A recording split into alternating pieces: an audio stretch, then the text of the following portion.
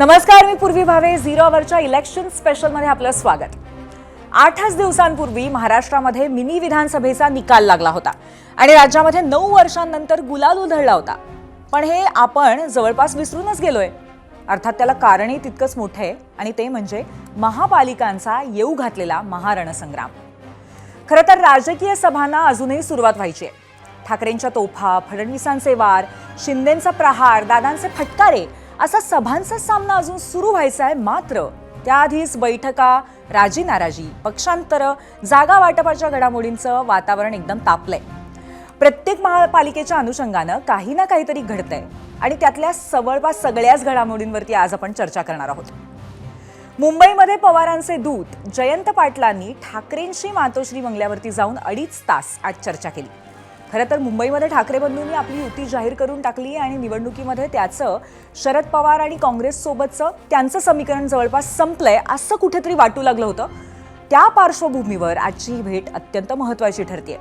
त्यात आज पवारांचं एक शिष्टमंडळ मातोश्री बंगल्यावर तर दुसरं अजित पवारांच्या घरी पोहोचलं होतं. पुण्यात युती कोणासोबत हे जाहीर करण्यासाठी खुद्द अजितदादांनी 26 डिसेंबर म्हणजे आजची डेडलाईन दिली होती. राज्यामध्ये महायुती सरकारमध्ये लढणारे दादा पुण्यात त्याच महायुतीतील मित्रपक्षांच्या विरोधात लढतायत आणि स्थानिक आघाड्यांसाठी त्यांनी आपल्या काकांना साथ घातली आहे.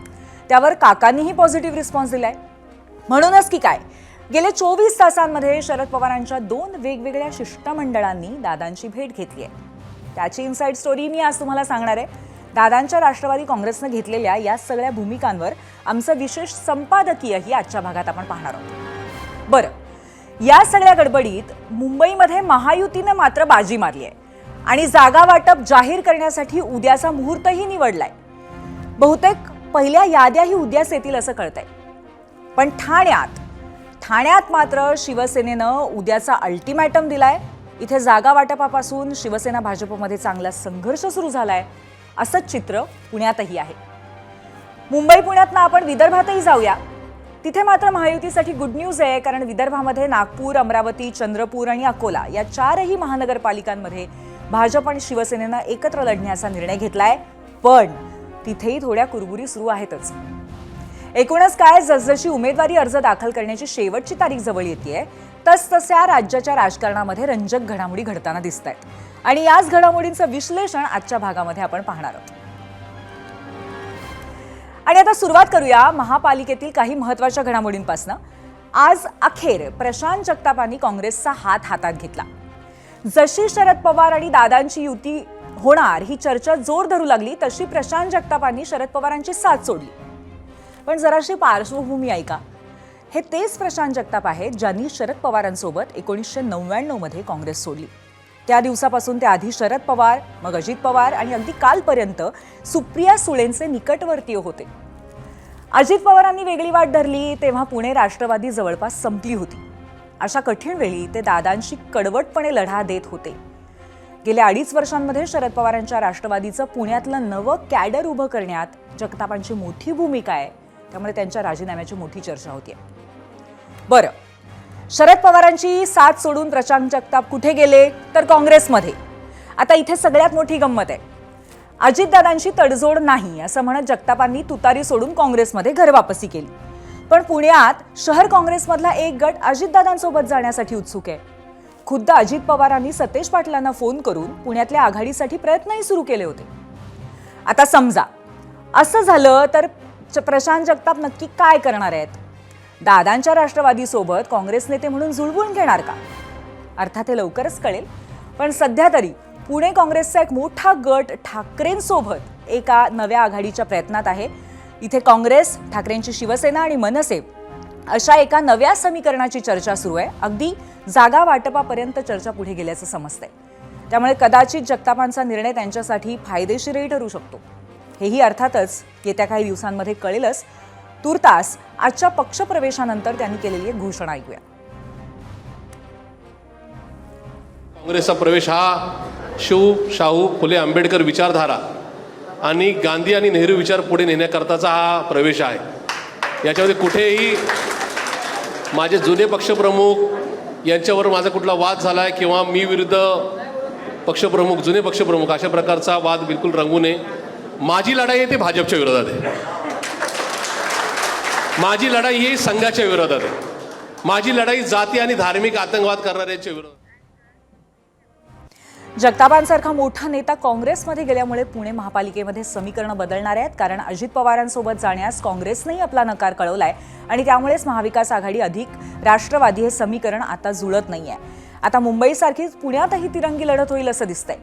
पवारांचे पक्ष, भाजप, शिवसेना युती आणि जगतापांमुळे ताकद वाढलेली काँग्रेस, यात कुणाची सरशी होईल, तुम्हाला काय वाटतं ते आम्हाला सांगा. आमच्या पोलमध्ये सहभागी होऊन प्रश्न पाहण्यासाठी जाऊयात पोल सेंटरला. आजचा आमचा प्रश्न आहे, पुणे महापालिकेमध्ये मतदारांचा कौल कुणाला मिळेल असं वाटतं? एकत्र राष्ट्रवादी म्हणजे 2 राष्ट्रवादी एकत्र, काँग्रेस का शिवसेना भाजप? अजूनही तुम्ही वोट करू शकता आणि तुमचा कौल आम्हाला जाणून घ्यायचा आहे.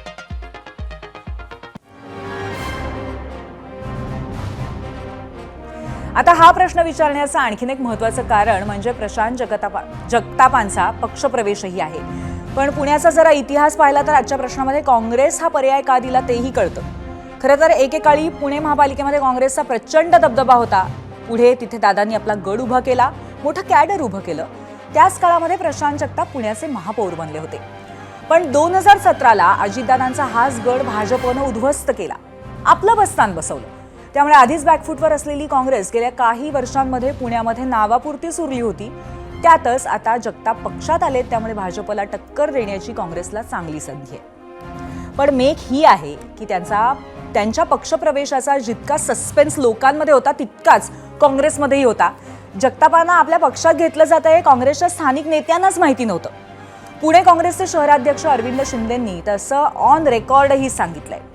आज जगताप काँग्रेसचा हात धरत होते, त्याचवेळी त्यांच्या नाराजीचं कारण ठरलेल्या राष्ट्रवादींच्या युतीची चर्चाही पुढे सरकत होती. शरद पवारांच्या पक्षाचे नेते अंकुश काकडे, विशाल तांबे, आमदार बापू पठारे यांची पुण्यातल्या बारामती हॉस्टेलवरती अजित पवारांची चर्चाही झाली. राष्ट्रवादी काँग्रेस पक्ष, शरदचंद्र पवार पक्षाच्या वतीने आज मी बापूसाहेब पठारे, विशाल तांबे आणि प्रकाशप्पा मस्के चौघजणांनी राष्ट्रवादी काँग्रेस पक्ष अजित पवार यांच्या अध्यक्षांशी भेट घेतली. त्यांना आमची भूमिका काय ती सांगितली आणि त्याच्यामध्ये काय म्हणजे शहराचा सर्वांगीण विचार झाला, चर्चा झाली समोर. पण आम्ही अजून काही निर्णयापर्यंत कुठल्या आलेलो नाही. अजून काही आमच्यामध्ये चर्चा करण्याची फेरी होण्याची शक्यता आहे. त्यामुळे आज सांगण्यासारखं या ठिकाणी काही नाही. आता पुण्यामध्ये राष्ट्रवादीचं ठरत आलं असलं तरी नॅचरल पार्टनर असलेल्या शिवसेना भाजपचं घोडं मात्र अडलंय. त्यामुळे शिवसेनेमध्ये असलेल्या अस्वस्थतेला आज चांगलंच तोंड फुटलं आणि असा सामना करावा लागला तो विधान परिषदेच्या उपसभापती नीलम गोऱ्हे यांना. शिंदेंच्या शिवसेनेनं पुण्यामध्ये 20 ते 25 जागांची मागणी केली आहे. मात्र एवढ्या जागा द्यायला भाजप तयार नाहीये असं इच्छुकांचं म्हणणं आहे. शिवाय भाजप नेते जे सांगतात ते ऐकण्याचं काम केलं जात असल्याचा त्यांचा आरोप आहे. परिणामी युतीबाबत लवकर तडजोड करा किंवा स्वबळाचा लढण्याचा निर्णय जाहीर करा अशी मागणी इच्छुकांनी केली आहे. आज गोऱ्हेंच्या घराबाहेर शिवसेना कार्यकर्त्यांनी निदर्शनं केली. यावेळी नीलमताईंचा राजीनामा मागणाऱ्या घोषणा सुद्धा त्यांनी दिल्या होत्या. अखेर या इच्छुकांसोबत चर्चा झाल्यानंतर कार्यकर्त्यांचा गैरसमज झाला असावा असं स्पष्टीकरण गोऱ्हेंनी दिले.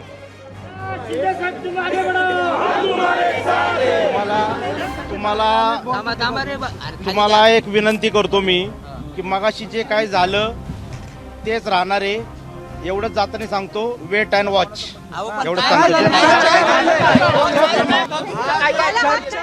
2 दिवस थांबा फक्त. शिवसैनिकांचं ऐकलं नाही का? Wait and watch. तुम्हाला बाहेर आणि विधान परिषदेच्या उपसभापती नीलम गोऱ्हेताई आपल्या सोबत आता गेस्ट सेंटरला उपस्थित आहेत. आपण थेट त्यांच्याशी चर्चा करून या सगळ्या गोष्टी जाणून घेऊयात. नीलमताई, आपलं स्वागत आहे गेस्ट सेंटरला. आज अचानक इतके कार्यकर्ते कसे काय जमले आणि त्यांनी इतका सगळा हा जो त्यांचा रोष होता तो तुमच्याकडे त्याचा रोख का होता? यामागे कोणाचं काहीतरी कारस्थान म्हणावं किंवा यामध्ये कोणा दुसऱ्याचा हात होता असं तुम्हाला वाटतं का?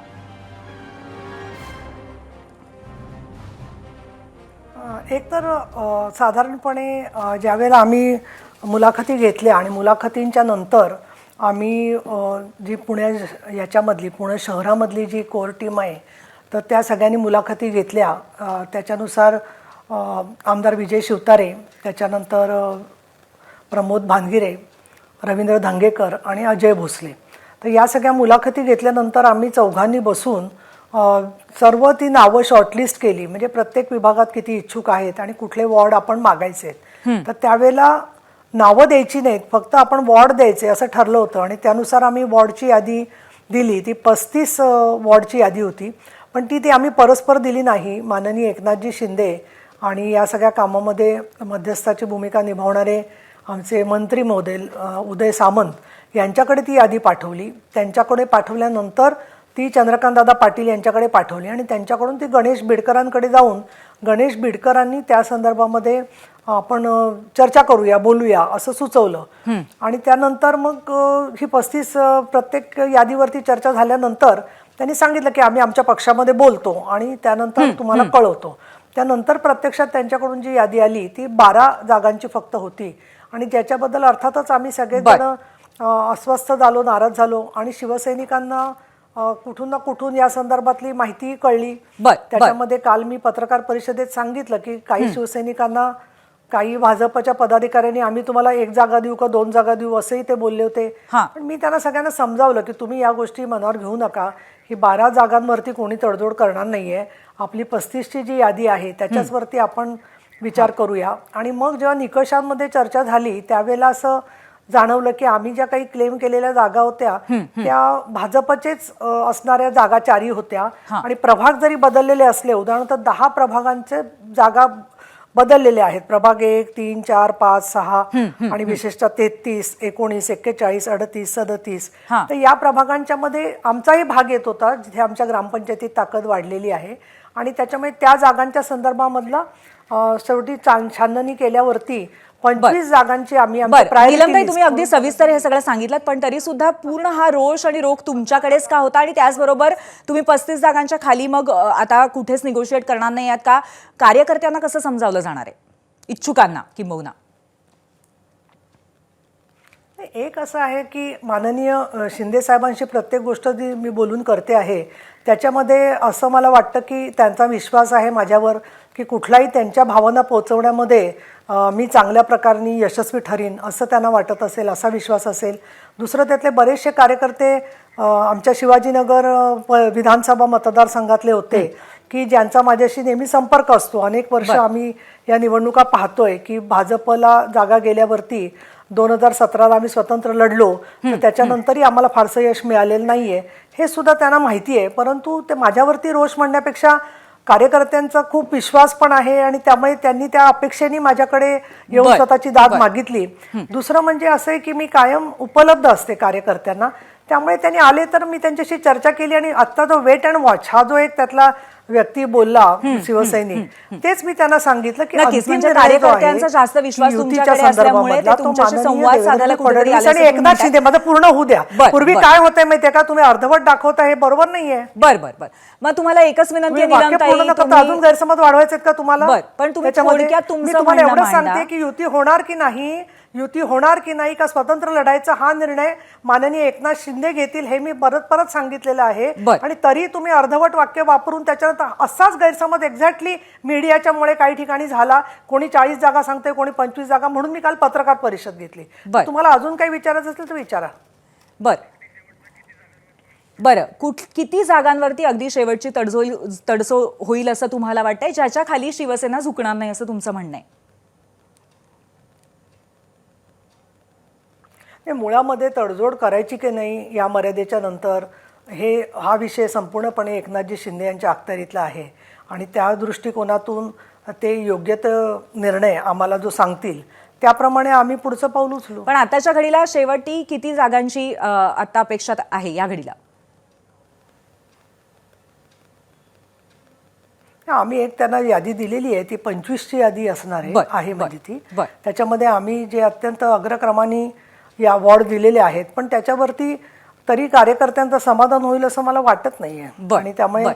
कार्यकर्त्यांना न्याय दिला पाहिजे या दृष्टिकोनातून खरं तर आमची मूळची 35ची यादी होती ती जास्त महत्वाची होती असं मला वाटतं आणि त्याच्याबद्दल कन्सिडर करायला हवं होतं असं मी म्हणेन.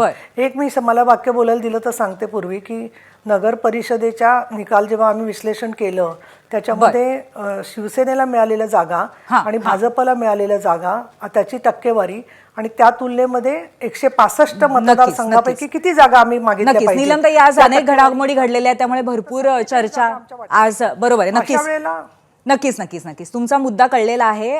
भरपूर आणखीन पण चर्चा पुढे आहेत. आज वेळेची थोडी मर्यादा आहे, पण आज वेळात वेळ काढून तुम्ही इथे आलात आणि आमच्या प्रश्नांची उत्तरं दिली त्याबद्दल खूप खूप धन्यवाद.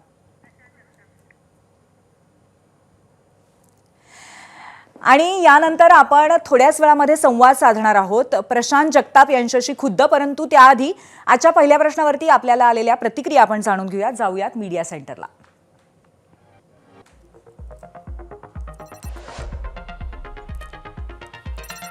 आजचा आपला पहिला प्रश्न, पुणे महापालिकेमध्ये मतदारांचा कौल कुणाला मिळेल असं वाटतं? एकत्र राष्ट्रवादी काँग्रेस का शिवसेना भाजप?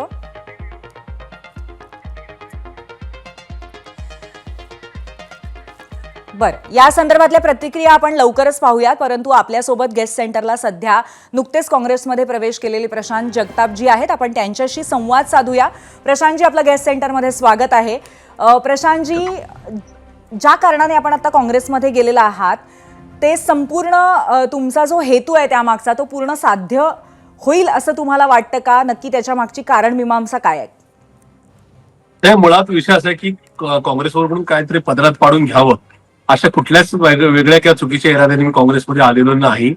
त्या ठिकाणी मागचा 26.5 वर्षाचा राष्ट्रवादी काँग्रेस पार्टी मधला, पूर्वीची राष्ट्रवादी काँग्रेस पार्टी, त्याच्यानंतर राष्ट्रवादी काँग्रेस पार्टी शरदचंद्रजी पवार या पक्षाचा मागच्या 2.5 वर्ष, असं तब्बल 26 वर्ष 6 महिने 14 दिवसांचा प्रवास थांबून मी आज काँग्रेसमध्ये दाखल झालेले सर्वप्रथम मी काँग्रेसचे मनापासून आभार मानतो की त्यांनी माझ्यासारख्या कार्यकर्त्यांनी या ठिकाणी पक्षामध्ये स्वीकारलं. आणि पण त्याचबरोबर पूर्वीची राष्ट्रवादी काँग्रेस पार्टी, नंतरची राष्ट्रवादी काँग्रेस पार्टी शरदचंद्रजी पवार पक्षाचे आमचे नेते, माझे श्रद्धा सन्मान्य पवार साहेब असतील, मान्य अजितदादा असतील, मान्य सुप्रियाताई सुळे असतील आणि त्या पार्टीच्या सगळ्या नेत्यांचे, कार्यकर्त्यांचे सुद्धा मनापासून आभार मानतो कारण की त्यांनी वेळोवेळी मला संधी दिली. पण ही संधी देत असताना माझ्या वॉर्डातली, प्रभागातली, मतदारसंघातली ताकद सुद्धा त्या ठिकाणी पाहिली आणि निश्चित मी निवडूनच नका मी किंवा माझ्या आई निवडून येत राहिल्या या सगळ्या ऋणात राहणं मी कायम पसंत करेन. पण हे होत असताना मधल्या काळात ज्या काही गोष्टी घडल्या त्या अनुसरून मी आजचा निर्णय घेतलेला आहे. पण याच्यामध्ये कुठं अर्थार्थी संबंध लावू नये की या ठिकाणी उद्या प्रशांत जगतापचं समाधान झालं नाही तर प्रशांत जगताप काँग्रेस सोडलं का काय. मी ज्या नाही का ऐकून ताकदीने किंवा ज्या इराद्याने, ज्या कॉन्फिडेंटली नाही का राष्ट्रवादी काँग्रेस पार्टीमध्ये राहिलो त्याच कॉन्फिडन्सने मी काँग्रेसमध्ये नक्की राहील. बरं, प्रशांतजी, असं म्हटलं जातं की पुण्यामध्ये शहर काँग्रेसमधला एक गट अजितदादांसोबत जाण्यामध्ये उत्सुक आहे पुण्यातल्या निवडणुकांसाठी. असं झालं तर तुमची भूमिका काय असेल? एक मुळात लक्षात घ्या, मी त्या राष्ट्रवादी बरोबरचा जो काही विषय चालला होता तो माझ्या राष्ट्रवादीच्या अध्यक्षपदाच्या काळात चालला. त्याच्यामुळं त्या राष्ट्रवादी काँग्रेस पार्टीचा मी संस्थापक सदस्य होतो, किंबहुना आता मागे 4.5 वर्ष एक्झिस्टिंग अध्यक्ष होतो. तर टीम बांधल्यानंतर तिथं माझा काय श्रेय असला पाहिजे तो माझ्या पक्ष नेतृत्वासमोर होता. आता मी काँग्रेसमध्ये आज आलोय, काँग्रेसमध्ये माझा पहिला दिवस आहे. काँग्रेसच्या राज्याच्या किंवा देशाच्या नेतृत्वाने या ठिकाणी महायुतीतल्या कुठल्या घटक पक्षाबरोबर जावं किंवा नाही जावं हा माझा विषय नाही. काँग्रेसचं नेतृत्व जे निर्णय घेईल तो मला मान्य राहील. तिकडे 26.5 वर्षाचा एक्सपिरियन्स किंवा त्या ठिकाणी त्या ताकदीवर मी बोलत होतो. आज मी काँग्रेसमध्ये आल्यानंतर पहिल्याच दिवशी माझं म्हणणं अमुक आहे आणि तसंच ऐका अशा प्रकारचा बिलकुल आग्रह करणार नाही. एक काँग्रेसचा सर्वसामान्य कार्यकर्ता या नजरेतून काँग्रेस पक्ष जो निर्णय प्रशांत जगतापजी, 26 वर्षांचा तुमचा हा सगळा प्रवास, तुम्ही केलेली मेहनत, हे सगळं सोडून काँग्रेसमध्ये येऊन आता इथून पुढे कुठेतरी से नसणं म्हणजे सुरुवातीच्या काळामध्ये हे सगळं तुम्हाला मान्य आहे का? नाही, असं मान्य अमान्याचा विषयच नाही आला. एक विषय असा आहे की आपण एक तर काय एक विचारधारा, आपल्या स्वतःच्या मतदारसंघातल्या नागरिकांचा कल, आपल्या कार्यकर्त्यांचा, सहकार्यांचा कल, हे नाही का एकूणच नाही का सगळ्या बाबींची विचार विनिमय करून किंवा सगळ्या गोष्टीचे कॅल्क्युलेशन ठेवून आपण या ठिकाणी आल्यानंतर आता काँग्रेसमध्ये आपल्याला पहिल्या दिवशी से असला पाहिजे असा बाल हट्ट माझा बिलकुल नसणार. कुठल्याही पदाच्या अपेक्षेविना, कुठल्याही या ठिकाणी प्रशांतजी, पण अगदी महानगरपालिका निवडणुकांच्या तोंडावरती आपण काँग्रेसमध्ये पक्ष प्रवेश केलेला आहे. नक्कीच पक्षाला आपल्याकडनं काहीतरी अपेक्षा आहे, त्यामुळे आपल्यावरती जबाबदारी काय देण्यात आली आहे? नाही, या ठिकाणी आज जबाबदारी काहीच नाही. पण एक त्यांनी मला सांगितलंय आता काँग्रेस विद्यमान शहराची आहे जी टीम मंडळी आहेत त्यांच्याबरोबर खेळीमेळीच्या वातावरणामध्ये आपण पुणे महापालिकेच्या निवडणुकीला सामोरं जावं. जिथं जिथं शक्य असेल तिथं माझा जिथं नाही का ज्या ठिकाणी एकूणच संपर्क होता त्या संपर्काचा फायदा पक्षाला करून द्यावा अशाच प्रकारच्या सूचना आहेत. आणि आज मी कुठलंही संघटनात्मक पद न घेता या ठिकाणी या निवडणुकीला सामोरं जातोय. उद्या नका काळाच्या ओघामध्ये मला या संदर्भामध्ये काय जबाबदारी द्यावी हे काँग्रेसचं राज्यातलं नेतृत्व मान्य हर्षवर्धनजी सपकाळ साहेब आणि देशाचे नेते मान्य राहुलजी गांधी साहेब नक्की ठरवतात. बर, पण पुण्यात अरविंद शिंदे यांच्याशी तुमची याच्यावरती अगदी सविस्तर चर्चा झालेली आहे? हे निश्चित झालेली आहे. मी काँग्रेसच्या प्रवेशाच्या अगोदर सुद्धा मागची 2 दिवसापूर्वी मी उद्या काँग्रेसमध्ये आलो तर नेमकं आपलं सहकार्य राहील का या संदर्भात विचारणा केलेली होती. त्याचबरोबर आज काँग्रेसमध्ये प्रवेश केल्यानंतर सायंकाळी माझा 2-3 तास मोबाईल स्विच ऑफ होता, पण सायंकाळी साधारणतः 6च्या सुमारास मी त्यांना स्वतः संपर्क साधून प्रवेश झाला. आता इथून पुढं तुमच्या पण प्रशांत शहराच्या जगतापजी, 2 गोष्टी आहेत. आजच त्यांनी असं म्हणलं की मला काहीच माहिती नाही आणि एकंदरीतच काँग्रेसमध्ये तुमच्या प्रवेशाबद्दल सुद्धा अनभिज्ञता होती असं कळतंय. याचा अर्थ काय लावायचा? नाही, एकदम मुळात तुम्हाला सांगू का, आज सकाळी 11 मला वाटतं 12 वाजेपर्यंत मी काँग्रेसमध्ये येतोय का इतर कुठल्या पक्षात जातोय अशाच प्रकारची चर्चा होती. मी सुद्धा परवा म्हणजे माझे एथिक्स जे होते की आपण राष्ट्रवादी काँग्रेस पार्टी शरदचंद्रजी पवार पक्षामध्ये आदरणीय पवार साहेब आदरणीय सुप्रियाताईंच्या नेतृत्वाखाली कामकाज करतोय. पवार साहेब हे आपलं श्रद्धास्थान आहे, इथून आपल्याला बाहेर पडायचं नाही. पण ज्या दिवशी बाहेर पडायचा निर्णय झाला तोपर्यंत मी कुठल्याही पक्षाशी कुठल्या प्रकारचं संधान साधलं नाही किंवा संपर्क साधला नाही. मी ज्या दिवशी राजीनामा दिला त्यानंतर मी नाही का या ठिकाणी मला काही लोकांचे कॉल आल्यानंतर मी काँग्रेस पक्षाच्या राज्य नेतृत्वाबरोबर नाही का या ठिकाणी संपर्क माझा झाला. त्याच्यानंतर त्यांनी पण बट नॅचरल त्या संदर्भामध्ये चर्चा करण्याकरता किंवा पुन्हा माझा प्रवेश घेतला तर उद्या काही अडचण येणार नाही ना, ह्या सगळ्या गोष्टीची खातरजमा करून घेतल्यानंतर आज सकाळी मला साधारणतः 11:30 वाजता तो निरोप दिला की आपण आपल्या काँग्रेसमध्ये घेतलं जाईल आणि मग माझा प्रवेश झाला. त्याच्यामुळं मान्य अरविंद शिंदे जे काँग्रेसचे आताचे शहराध्यक्ष त्यांचा काही दोष नाही. त्यांना किंवा एकूण माझ्याही सहकार्यांना असा प्रवेश असं काही माहिती नव्हतं. काल रात्री 11-11:30 बोलणं झालं तर तुम्ही उद्या मुंबईत येऊ शकता, पण प्रवेशाचा निर्णय अजून नाही असा मला निर्णय दिल्यामुळे मी मोजक्या सहकाराचे मुंबईत दाखल झालो. नक्कीच. प्रशांतजी, तुम्ही असं म्हणलेलं आहे की भाजप आणि संघाच्या विरोधात लढण्याची कुठेतरी तुमची विचारसरणी आहे. त्यामुळे असं करत असताना पुण्यामध्ये जर अजितदादा शिवाय मनसे या सुद्धा पक्षांना जर जवळ घ्यायची वेळ आली, म्हणजे काँग्रेसने तसा निर्णय घेतला तर तुम्हाला काही आक्षेप असणार आहे का? मुळात एक समजून घेण्याची गरज आहे. काँग्रेस हा एक अथांग सागर आहे. तो महाराष्ट्र देशातल्या 26 राज्यांमध्ये या ठिकाणी मागची 135 वर्षापासून व्यापलेला पक्ष आहे.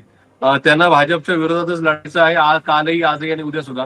त्याच्यामुळे एखाद्या शहरामध्ये कुठल्या राजकीय पक्षांच्या किंवा सत्तेतल्या पक्षांच्या बरोबर जायचं किंवा नाही जायचं हा निर्णय प्रशांत जगतापला घेऊन या ठिकाणी घेतला जाणार नाही. मी पुन्हा एकदा सांगतो, राज्याचे प्रमुख माननीय हर्षवर्धनजी सपकाळ साहेब, त्याचबरोबर पुण्याचे संपर्क प्रमुख मान्य बंटी पाटील साहेब, अर्थात मान्य सतेज पाटील साहेब आणि देशाचे नेते मान्य मल्लिकार्जुनजी खरगे साहेब, मान्य राहुलजी गांधी साहेब, मान्य प्रियंकाजी गांधी मॅडम ह्या निर्णय घेतील. धन्यवाद आणि आपल्या पुढच्या वाटचालीसाठी शुभेच्छा. धन्यवाद. आणि एक महत्त्वाची बातमी बघूयात. पुण्यामध्ये महाविकास आघाडी आणि महायुतीतल्या घडामोडींनंतर आता बघूयात राज्यभरामध्ये महत्त्वाची बातमी बघतोय. अजूनही 17 जागांवरती तिढा कायम असल्याचं कळतंय आणि ही बातमी येते आहे मुंबईतल्या संदर्भातली. शिवसेना आणि भाजप या 2 पक्षांमध्ये अजूनही 17 जागांवरती कुठेतरी तिढा कायम असं कळतंय. शिवसेनेकडनं सध्या चर्चा सुरू आहेत रंगशारदा इथे. भाजपकडनं आशिष शेलार, अमित साटम आणि प्रवीण दरेकर सहभागी होणार असल्याचं कळतंय आणि आजच हा तिढा सुटेल अशी अपेक्षा व्यक्त करण्यात येते आहे. 17 जागांवरती तिढा सोडवण्यासाठी बैठक होणार आहे. मुंबई महापालिकेसाठी भाजप शिवसेनेमध्ये 210 जागांवरती सहमती झाली आहे, परंतु अजूनही 17 जागांवरती तिढा कायम असल्याचं सूत्रांकरवी कळतंय. उर्वरित जागांबाबत रंगशारदा सभागृहामध्ये थोड्याच वेळात किंबहुना बैठक होणार आहे, ती अजून सुरू झालेली नाहीये. शिवसेनेकडनं उदय सामंत, राहुल शेवाळे, मिलिंद देवरा हे उपस्थित राहतील आणि त्याचबरोबर भाजपकडनं आशिष शेलार, अमित साटम, प्रवीण दरेकर सहभागी होतील. त्यामुळे महायुतीतला जागा वाटपाचा तिढा आजच सुटणार का हा प्रश्न आहे. कारण एक असा अंदाज बांधला जात होता की आता सहमती झालेली आहे दोन्ही पक्षांची 200 सगळ्याच जागांवरती आणि त्यानंतर या संपूर्ण 227 वॉर्डांवरती उद्या घोषणा सुद्धा केली जाईल असं समजत असताना 17 जागांवरचा तिढा अजूनही कायम असल्याचं कळतंय आणि त्या अनुषंगाने आज रंगशारदा इथे बैठक होईल असंही कळतंय.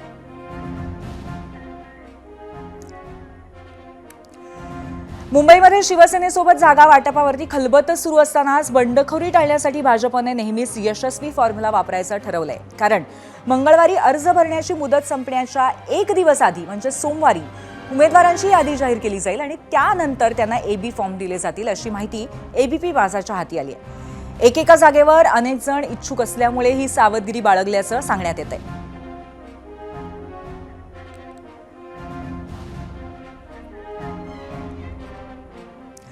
आता मुंबईतला हा तिढा कुठेतरी सुटेल आज तरी असं दिसत असताना ठाण्यामध्ये मात्र महायुतीमध्ये रस्सीखेच सुरूच आहे.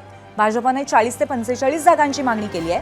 मात्र शिंदेंच्या बालेकिल्ल्यामध्ये मित्रपक्षाला एवढ्या जागा सोडण्याची शिवसेनेची तयारी नाही आहे. त्यामुळे आमदार संजय केळकर आणि निरंजन डावखरे आज सकाळीच प्रदेशाध्यक्ष रवींद्र चव्हाण यांच्या भेटीला पोहोचले होते.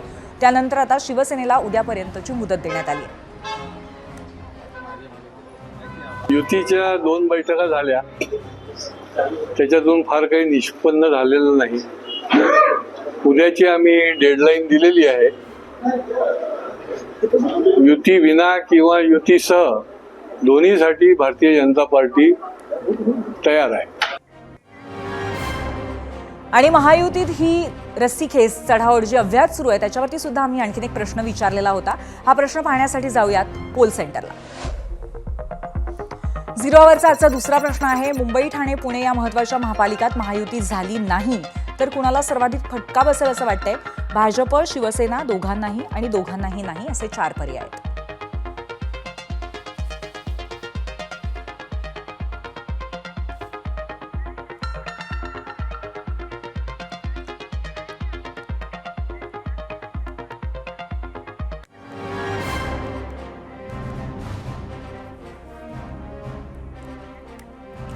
आणि यानंतर पुन्हा एकदा याच सगळ्या घडामोडींवरती चर्चेसाठी आपण जाणार आहोत गेस्ट सेंटरला. आपल्यासोबत आहेत काँग्रेसचे प्रवक्ते हनुमंत पवार आणि त्याचबरोबर शिवसेना उद्धव बाळासाहेब ठाकरे पक्षाचे प्रवक्ते अखिल चित्रे. आपण दोघांचंही स्वागत करूया. आणि पहिला प्रश्न मला हनुमंत पवार यांना विचारायचा आहे पुण्याला धरून, की पुण्यामध्ये अजितदादांची युती करायला काँग्रेस तयार आहे का? येतोय.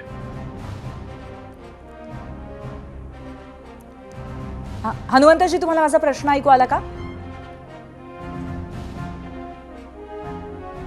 हॅलो हॅलो, तुम्हाला माझा आवाज ऐकू येतोय?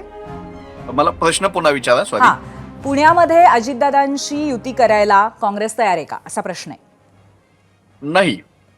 भारतीय जनता पक्षासोबत महायुतीमध्ये सत्तेमध्ये जे पक्ष बसलेले आहेत त्यातल्या कुठल्याही पक्षासोबत, मग ते अजितदादांचा पक्ष असो की आणखी कोणी असो, कुठल्याही प्रकारची युती आघाडी भाजपासोबतचे मित्रपक्ष यांच्यासोबत होणार नाही असा निर्णय काल आमची जी राज्य कमिटीची बैठक टिळक भवनला काँग्रेसच्या वरिष्ठ नेत्यांची झाली तिथे झाला. आणि आता आम्ही महाविकास आघाडीमधले काही पक्ष, स्थानिक नेतृत्व आणि भारतीय जनता पक्ष महायुतीमधल्या पक्षांचा पराभव करण्यासाठी आम्ही मैदानात आहोत. आम्ही तयारीत आहोत. भाजपासोबत आणि त्यांच्या मित्र पक्षासोबत कुठेही आणि कुठलीही युती होणार नाही असं प्रदेशाध्यक्ष हर्षवर्धनजी सपकाळ, विजय वडेट्टीवार ज्येष्ठ नेते आणि इतर मान्यवरांनी काल थेट भूमिका पक्षाची अधिकृतपणे मांडलेली आहे. बर. अखिलजी, तुमच्यासाठी पुढचा जो प्रश्न आहे तो मुंबईशी संबंधित आहे. कारण अगदी जेव्हा युती जाहीर झालेली होती दोन्ही ठाकरे बंधूंची, तेव्हा असं वाटलं होतं की आता तिसरी व्यक्ती याच्यामध्ये येणं, तिसरा पक्ष येणं हे हा विषय संपुष्टात आलेला आहे. पण असं असताना जयंत पाटील भेटीला आलेले होते उद्धव ठाकरेंच्या आणि 2-2.5 तास चर्चा झाली. त्यामुळे आता पुन्हा एकदा आणखीन एका कुठेतरी वेगळ्या म्हणजे विस्तृत आघाडीला रूप येत आहे असं वाटतंय का? बघा, आता निवडणूक रंगतदार होत चाललेली आहे. ज्या प्रकारे महायुतीमध्ये सगळे खेळ चालू आहेत, आपण आपल्याच माध्यमातून आता मी पाहिलं, तर जे कोण या महायुतीला, हे जे काय भारतीय जनता पार्टीला, खरोखर महायुतीने या भारतीय जनता पार्टीला रोखण्यासाठी जे कोणी आमच्यासोबत येत असतील त्या सगळ्यांना आम्ही अकॉमोडेट करून पुढे जाण्यासाठी तयार आहोत. आणि हे अत्यंत स्पष्ट आहे, कारण आम्हाला ही निवडणूक लढायची आहे जनतेसमोर. विकासाचा मॉडेल, खरोखर जे विकास केलेला आहे ते जनतेसमोर ठेवून, खोटेपणा नाही तर खरोखर केलेला विकास जनतेसमोर ठेवून ही निवडणूक इकडे आम्हाला जिंकायची आणि जनतेचा विश्वास जिंकायचा आहे. मुंबई आम्हाला या भारतीय जनता पार्टीच्या ताब्यात द्यायची नाही आहे. त्याचं कारण असं आहे, कारण मुंबई तोडण्याचा जो डाव आहे भारतीय जनता पार्टीचा, हे काय आता लपलेलं नाही आहे, हे ओपन सिक्रेट आहे आता जगासमोर. म्हणून जे कोण भारतीय जनता पार्टीला रोखण्यासाठी मुंबईत आमच्या सोबत येणार, त्या सगळ्यांना आम्ही सोबत घेऊन ही लढाई अखिलजी, लढण्यासाठी तुम्ही तयार असं आहोत. म्हणताय खरं, पण ज्या मित्रपक्षाला मुंबईत तुम्ही सोबत घेण्याची आता आपण चर्चा केली शरद पवारांच्या, तो पक्ष पुण्यामध्ये मात्र अजितदादांबरोबर जातोय. मग तिथे तुम्हाला कुठे प्रॉब्लेम कसा येत नाहीये? हे बघा, आता अजून कुठेही कोणी कोणाबरोबर गेलं नाहीये. अजून फक्त चर्चा सुरू आहे. अजून कोणी गेलंय का प्रत्यक्षात हे फक्त आपण माध्यमातून ऐकतोय किंवा चर्चा गाठीभेटी होत आहेत. राजकारणात महाराष्ट्राची संस्कृती आहे, आपण गाठीभेटी घेत असतो, परंतु त्याचा अजून कुठे फायनल स्वरूप कुठच्याही गोष्टीचं अजून आलेलं नाही. म्हणजे शरद पवारांचा पक्ष तुमच्या सोबत असेल हेही फायनल झालं नाही असं तुम्ही म्हणताय? आता काही तासांचा विलंब आहे, आपल्याला कळेल. अजून घोडा मैदान दूर तर नाही, एकदम नजीक आलेलं आहे, म्हणून अजून तर डिले काय त्यात होणार नाही, लवकरच कळेल. अजून चर्चा सुरू आहेत. जे कोणी, मी काय बोललो, जो भारतीय जनता पक्षाला रोखण्यासाठी आमच्या सोबत यायला तयार आहे, त्या सगळ्यांना आम्ही सोबत घेऊन अकॉमोडेट करून ही लढाई लढायला तयार बोललेला आहात पुन्हा एकदा, त्यामुळे आम्हाला ते अर्थातच माहिती आहे. सूरज चव्हाण आपल्या सोबत आता आलेले आहेत, राष्ट्रवादी काँग्रेसचे सरचिटणीस. सूरजजी, प्रशांत जगतापांनी राजीनामा दिलेला आहे शरदचंद्र पवार यांच्या पक्षांचा, तर नक्की काय साध्य झालं? युती जर झाली दोन पक्षांमधली तर तुम्ही काय गमावलंय ह्याचं?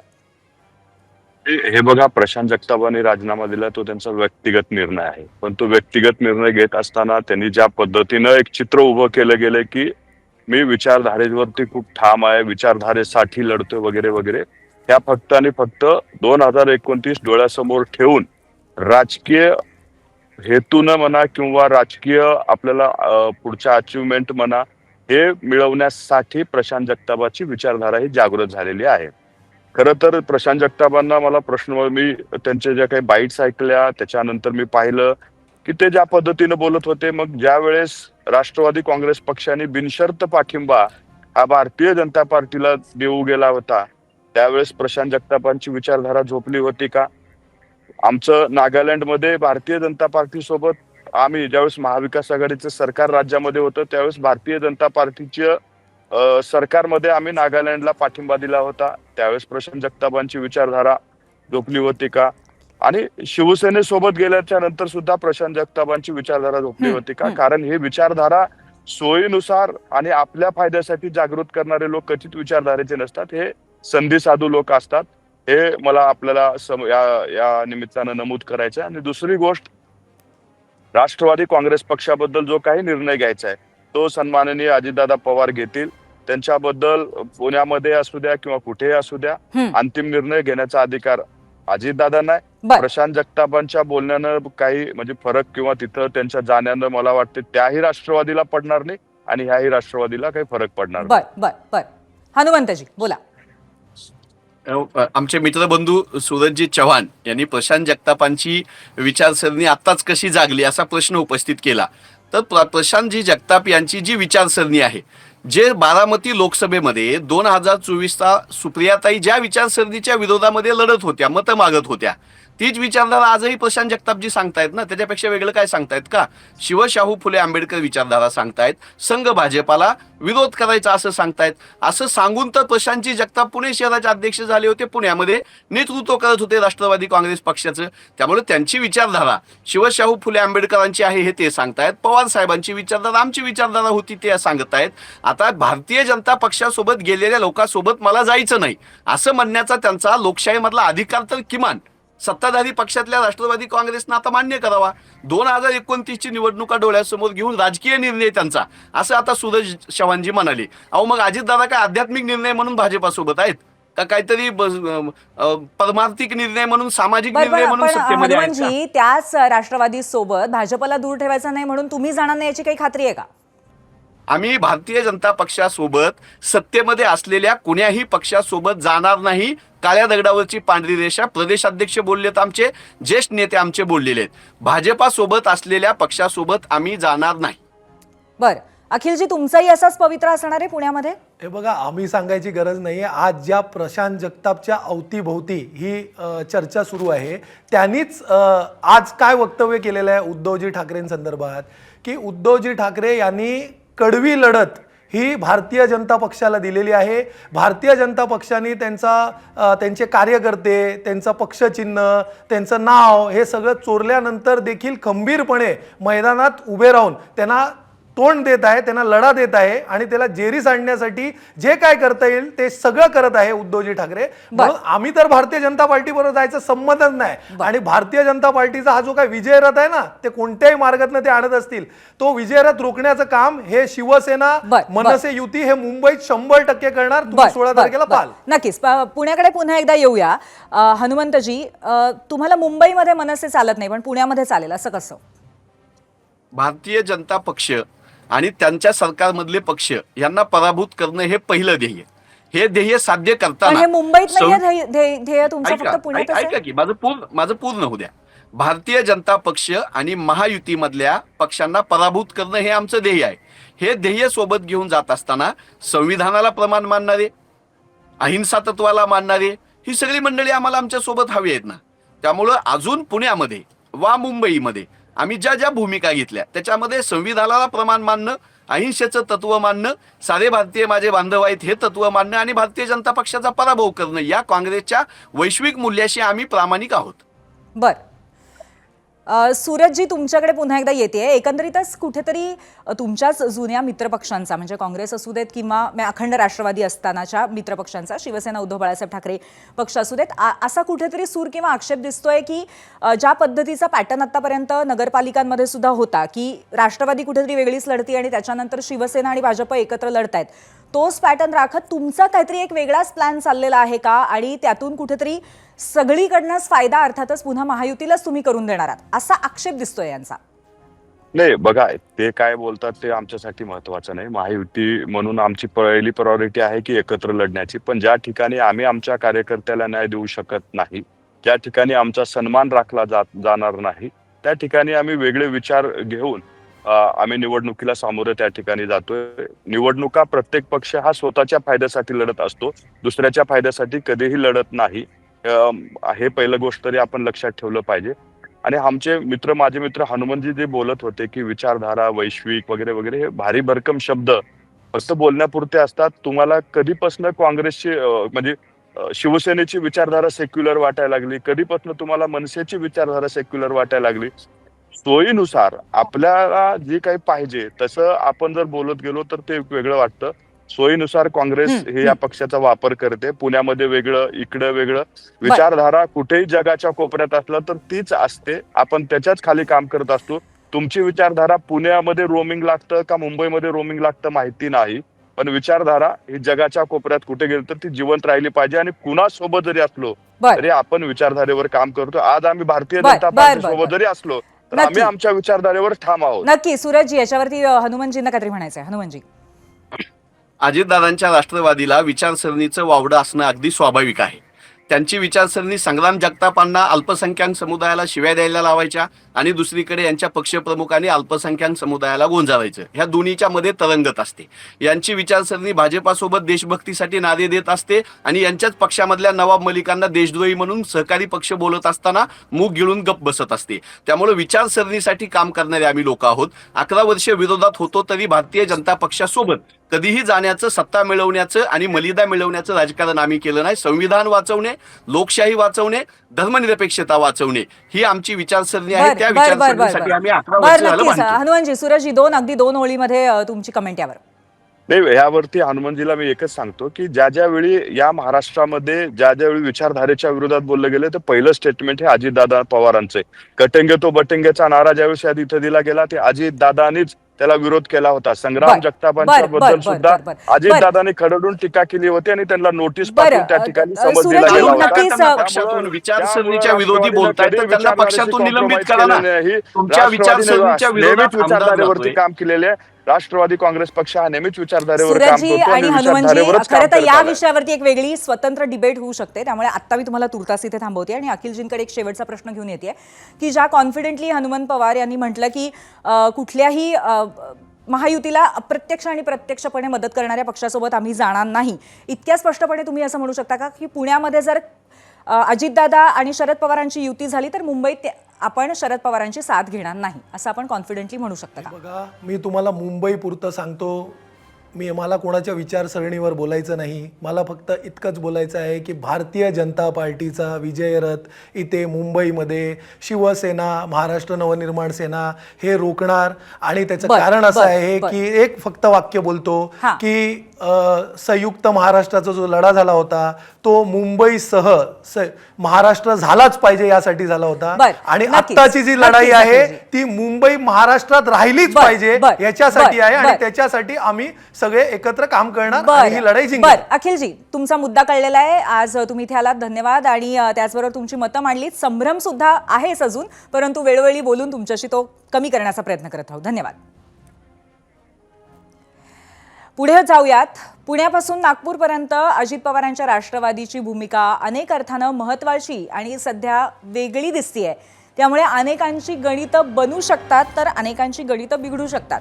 राष्ट्रवादीच्या याच भूमिका आमची संपादकीय भूमिका मांडताना सुद्धा आपण पाहणार आहोत. आणि त्यासाठी जाऊयात कार्यकारी संपादक सरिता कौशिक यांच्याकडे. सरिता. धन्यवाद पूर्वी. महानगरपालिका निवडणुकीचे वारे जोरात वाहत आहेत. सत्तेत येणं हेच सर्वांचं लक्ष आहे. त्यामुळे सगळेच पक्ष सगळ्यांशीच बोलणी चर्चा करतायत. पण यात सर्वात इंटरेस्टिंग वाटतो तो राष्ट्रवादी काँग्रेस पक्ष, अजित पवारांचा. भाजप आणि शिवसेनेसोबत सत्तेत असणारे अजितदादा हे अपवाद वगळता कुठल्याच महानगरपालिकेत त्यांच्याबरोबर चर्चेत सुद्धा दिसत नाहीयेत. त्याबद्दल भाजप शिंदे फार प्रयत्नशील आहेत असंही वाटत नाहीये. अजितदादा पण खूप काही भेटीगाठी आपल्या या मित्रांच्या घेत आहेत असंही चित्र नाही. ते मवियाशी बोलत आहेत, काँग्रेसशी बोलत आहेत, काका शरद पवारांच्या राष्ट्रवादीशी बोलत आहेत, अगदी वंचित सोबत बोलत असल्याचीही चर्चा आहे, किंवा मग स्वबळाची भाषा करत आहेत. पण भाजप आणि शिंदेंच्या मात्र जवळही जाताना अजित पवार दिसत नाहीयेत. त्यामुळे अजितदादा नक्की काय करत आहेत हा प्रश्न आहे. 1. भाजप सेनेला जास्त स्पेस मिळते. 2. दादा ज्यांच्याबरोबर जातील त्यांची स्पेस कमी होते. 3. दादांची मुस्लिम वोट बँक टिकून राहते. पर्यायानं भाजप सेनेच्या विरोधकांच्या मतांमध्ये विभाजन होऊन फायदा भाजप सेनेला होऊ शकतो. 4. अजितदादा शरद पवार एक झाले, काँग्रेस दूर झाली म्हणजे मवियाचे अजून तुकडे झाले. फायदा परत भाजप सेनेचाच. त्यामुळे दादांनी जी काही निवडणुकीसाठी महायुतीपासून वेगळी चूल मांडली आहे तो रणनीतीचाच भाग असेल. फक्त ती रणनीती नक्की कोणाची, खरंच दादांची की महायुतीची, हा प्रश्न अनेकांना पडत असेल. पूर्वी. धन्यवाद सरिता. आणि एबीपी माझा, उघडा डोळे बघा नीट.